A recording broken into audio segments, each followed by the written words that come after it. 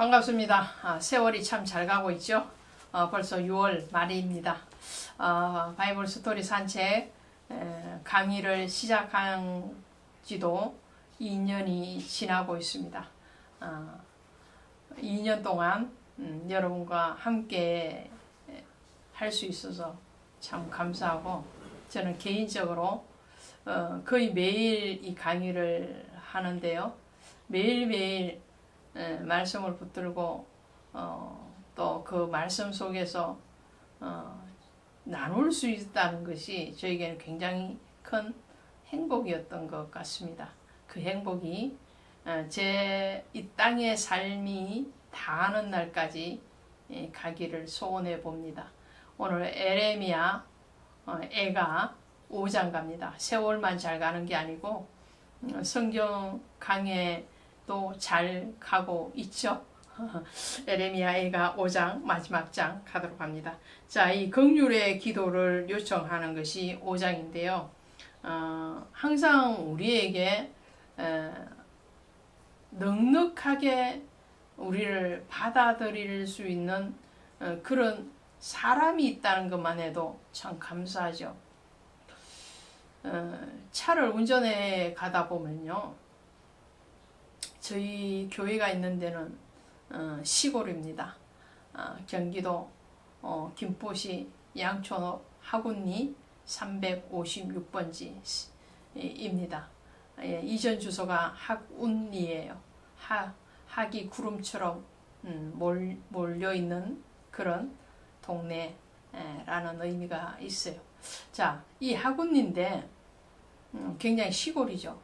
이런 시골에서 운전할 때 어려움은 이렇게 길이 신장로처럼 쫙쫙 뻗어 있지 않고 논두렁 밭두렁을 지나가야 되니까 자칫하면 한눈 팔면은 초보 운전일 경우에는 미끄러질 수 있다는 그런 위협은 있지만 정서적으로는 아주 좋습니다. 그런데 대도시에 운전을 하다 보면 한 채 양보도 안 해주죠. 끼어들기도 정말 과감하게 잘 끼어드시는 분인데 저는 그 끼어들기를 잘 아직 못해요. 그러다 보면은 쭈삣쭈삣거리다 보면은 차선을 바꾸기가 참 힘들거든요. 양보를 잘 안 해준단 말이죠. 사람의 마음도 어떤 사람은 정말 양보가 없다라는 것이 느껴져서요. 차가 가는 길만 양보 안 해주는 게 아니고 사람의 마음도 양보가 없는 사람이 있어요. 네, 모든 것을 다 받아주는 사람. 물론 그 사람의 입장에서는 굉장히 속이 상할 수도 있겠죠. 어찌했든 이렇게 받아줄 수 있는 품이 있다는 것은 굉장히 축복인데, 그것은 사람에게 적용했을 때는 사람은 분명한 한계가 있더라는 거죠. 그런데 하나님이 우리에게 계시다는 것, 정말 온 우주를 만드신 그분이 우리에게 긍휼을 베푸신다는 것, 이것은 굉장한 축복이죠. 그래서 우리가 죄 가운데에서도 기도할 수 있다는 것, 그 기도의 요청이 하나님의 인자심, 하나님의 헤세드의 그 사랑, 긍휼의 그 사랑을 의지한다는 것은 엄청난 복이죠. 그래서 에레미야 애가 5장 1절부터 18절까지는 이 에레미야가 지금 현재 유다 백성들이 당하고 있는 상황에 대해서 하나님 기억해 주십시오 라고 탄원을 하고 있습니다. 그리고 19절부터 22절까지는 이런 상황에서 하나님의 언약이 있지 않습니까? 언약을 바탕으로 해서 다시 회복을 해 주십시오. 이 긍휼을 기대하는 거죠. 하나님, 우리가 죄를 지었습니다. 그래서 이런 결과가 왔다라고 지난 4장에서 고백을 했죠. 그리고 그 죄로 인해서 이렇게 처참한 상황이 왔음에도 불구하고 하나님의 사랑을 기대합니다. 하나님이 회복시켜 주실 줄로 믿습니다. 이게 우리에게 있다는 것은 엄청난 복이에요. 엄청난 복. 그냥 복이 아니고 엄청난 복이죠. 하나님께 청구서를 내미는데 하나님이 잘못해서 청구서를 받는 게 아니에요. 우리가 잘못했어요. 우리가 잘못했는데도 하나님 앞에 청구서를 내밀 수 있는 이런 당당함이 어디서 있느냐는 거예요. 어찌 보면 뻔뻔스러움이죠. 그런데 그 뻔뻔스러움에 대해서도 하나님이 용납하신다는 거잖아요. 내가 잘못했어요. 잘못했는데 그 잘못에 대해서 오히려 상대에게 나를 당연히 용서해 줘야 되는 것으로 갈 때 그것까지도 받아들일 수 있는 그 분량의 깊이와 넓이가 오늘 우리에게도 조금은 있었으면 좋겠다라는 생각을 하게 됩니다. 자, 오늘 보세요. 5장 2절에 보니까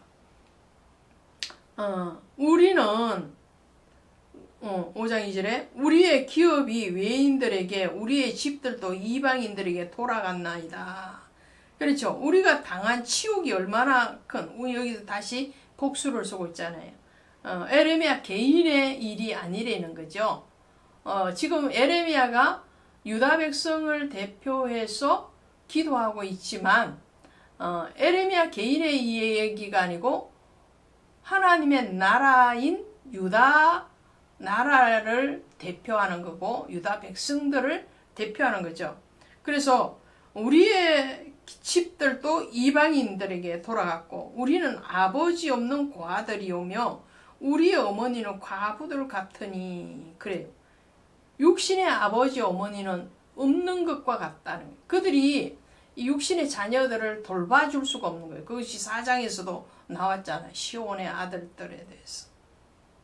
그렇게 처참한 몰골로 갔는데도 부모가 그 자녀들을 보호하거나 그 자녀의 어떤 생명의 어떤 방패막이가 되어주지를 못하는 거예요. 근데 오늘 이 고백은 육신적인 고백을 넘어서 하나님 앞에 영적인 고백을 하고 있는 거예요. 하나님은 고아와 과부의 아버지라고 그랬거든요. 고아의 아버지고 과부의 남편이 되어주시겠다고 약속해 주셨잖아요. 그러니까 우리가 하나님을 아버지로 모셨는데 그러면 아버지가 우리를 보호해 주세요. 이 뻔뻔함이잖아요. 이런 뻔뻔함을 하나님 앞에 요청을 하는 거예요. 내면적으로.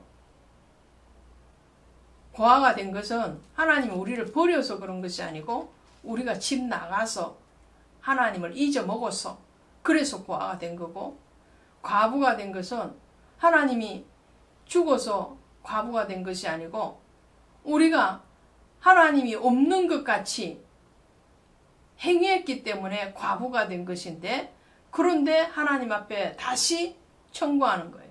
하나님 내 남편이 되어주시고 나의 아버지가 되어주세요. 때로는 신앙생활하면서 이런 뻔뻔함도 필요합니다. 제가 잘못한 거 알아요, 하나님. 그래도 하나님이시니까 용서해 주셔야 되잖아요. 자식이 잘못하는데요, 뻔히 잘못한 게 보여요. 그런데도 내 자식이니까 품어줘야 되잖아요. 내 자식이니까 용서하고 이해하고 기다려줘야 되고 아버지의 입장에서 자녀를 보는 것과 하나님 아버지가 자녀인 우리를 보시는 것이 더 깊어지는 거죠. 자, 그 말씀을 하는 거예요. 자, 그 다음에 6절에 보시니까 우리가 애굽 사람과 아수르 사람과 악수하고 양식을 얻어 배불리고자 하였나이다. 다시 고백을 하는 거예요. 애굽 사람, 아수르 사람과 친밀해지려고 했다는 거예요. 애굽을 의지하지 말라고 그랬는데 애굽을 의지했고요. 강한 나라를 의지하지 말라고 그랬는데 너희는 사람을 의지하지 말고 병거와 말을 의지하지 말라고 그랬는데 그것을 의지했다는 거예요. 그금 의지한 것만큼 하나님이 없는 거죠. 하나님을 떠나는 거죠. 하나님 늘 그 자리에 계세요. 근데 우리가 마음대로 왔다 갔다 떠나는 거죠. 탕자가 집을 나갔잖아요. 아버지의 재산을 미리 챙겼어. 나갔는데도 그 아버지는 그 자식을 버리지 못하죠. 잊어먹지 못하시죠. 그래서 아버지는 뭐 하시느냐면 늘 문을 열어놓고 나가서 기다리고 있어요. 언제든지 그 자식이 찾아올 수 있도록. 하나님의 모습이고 우리의 모습인 거죠.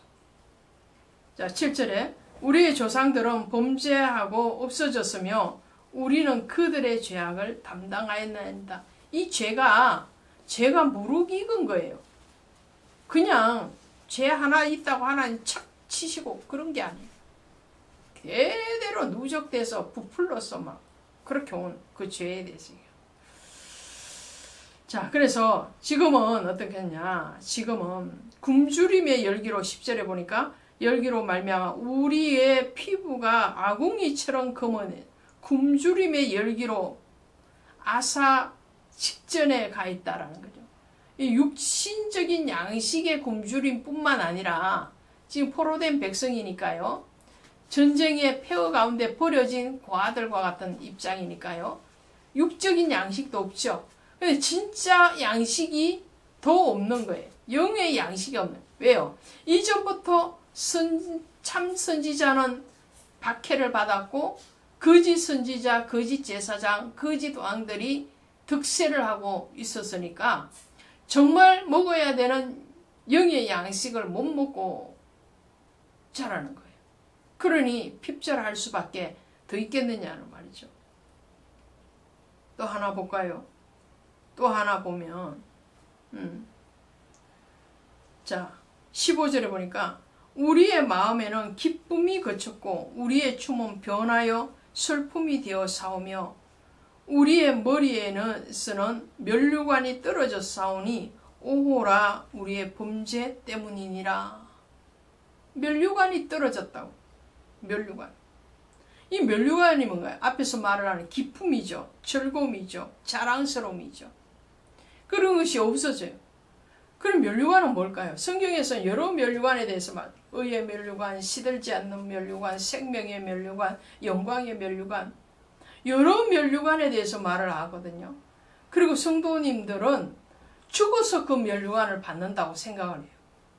죽어서 영원한 나라에 가서 천국에 가서 면류관, 뭐 금이 번쩍번쩍거리고 보석이 달린 그런 왕관 같은 그런 면류관을 생각을 하시는 어리석은 백성들이 지금도 많아요. 그럼 여기서 면류관은 뭘까요? 면류관에 대해서 성경에서 여러 구절에 있지만 우선 데살로니가전서 2장 19절에 가면 이렇게 말씀을 해요. 우리 한번 가보시면 데살로니가전서 2장 19절. 저는 이 말씀을 정말 좋아합니다. 2장 19절 가시면 우리의 소망이나 기쁨이나 자랑의 면류관이 무엇이냐? 그가 강림하실 때 우리 주 예수 앞에 너희가 아니냐? 할렐루야. 너희는 우리의 영광이요 기쁨이니라. 지금 바울이 데살로니가 교회에 편지를 보내면서 쓰는 내용이에요. 그러면 예수 그리스도께서 재림하실 때에 그의 면류관이 뭐냐는 거예요. 우리의 면류관, 사도인 바울의 면류관이 뭐냐? 바로 교인들이라는 거예요. 성도들이라는 거예요. 전도해서 하나님 앞에 구원의 열매를 맺은 그 사람이 바로 면류관이라는 거죠. 면류관 우리 머리에 쓰는 게 면류관이 아니에요. 뭐 황금 보따리를 상으로 받는 게 그게 면류관이 아니라는 거예요. 그게 아니고 그 면류관은 바로 주님 앞에는 우리가 면류관이고 우리에게 면류관은 그리스도 예수라는 거예요. 또 이 땅에서 전도한 그 영혼이 하나님 앞에 드려질 때 그것이 바로 면류관이라는 거예요. 잠언서 4장 8절 9절에 가면 지혜를 찾아라, 지혜를 얻으라 말씀하시면서 그 지혜가 너의 면류관이라고 말해요. 지혜가 누구신데요? 지혜의 왕은 예수님이시잖아요. 이 예수님이 우리의 면류관이라는 거예요. 다른 이 땅에 어떤 상장을 주듯이 상품을 주듯이 그게 면류관이 아니고 우리에게는 주님이 면류관이고 또 전도한 그 영혼이 면류관이고 주님에게는 우리가 면류관이라는 거예요. 자, 그 면류관이 땅에 떨어졌다는 것은 주님이 땅에 떨어졌다는 거예요. 우리에게 반드시 있어야 되는 그 면류관, 사명의 면류관을 감당하지 못하는 거죠. 사명을 감당하지 못해 전도의 그 사명을 감당하지 못하고 목회의 사명을 감당하지 못하고 말씀 전하는 자가 말씀을 제대로 전하지 않을 때에 면류관이 땅에서 떨어진 것이야.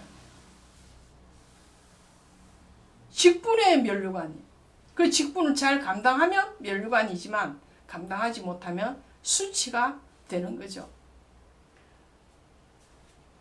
그 면류관을 오늘 우리가 회복하기를 원한다는 거죠. 그 다음에 19절부터 이제 회복에 대해서 말을 하면서 21절에 마무리를 이렇게 하고 있죠. 여호와여 우리를 주께로 돌이키소서. 그리함이시면 우리가 주께로 돌아가겠사오니 우리의 날들을 다시 새롭게 하사 옛적 같게 하옵소서. 그렇죠. 죄악된 길에서 돌이켜서 뉴턴해서 주님께로 돌아가는 거예요. 그럼 주님은 우리에게로 오시는 것이 당연하죠. 주님은 늘 그 자리에 계신다는 거예요. 그 자리에 계시는데 우리가 멀리 떠나왔으니까 다시 돌이켜서 주께로 돌아가야 되죠. 그러면 회복이 일어난다는 거죠. 오늘 우리가 돌아가야 돼요. 우리를 돌이키시고 오라 그러잖아요. 돌아오라 그래요. 돌아오라. 혹시라도 이 방송을 들으시는 분 중에서 신앙생활을 멈추신 분이 계십니까? 어릴 때 교회 몇 번 가시다가 안 가신 분들, 또 신앙생활 잘 하시다가 특별히 코로나19의 사태 가운데서 교회 출석을 중지하고 아직도 회복되어지지 아니하신 분들이 계십니까? 주께로 돌아가시기를 바랍니다. 여러분의 면류관은 바로 우리 주 예수 그리스도십니다. 그리고 사명에서 떠나신 분들이 계십니까? 분명한 하나님의 명령하심이 있음에도 불구하고 떠나신 분들이 계시다면 그분들도 주께로 돌아가셔서 면류관을 다시 회복하시기를 바랍니다. 고맙습니다.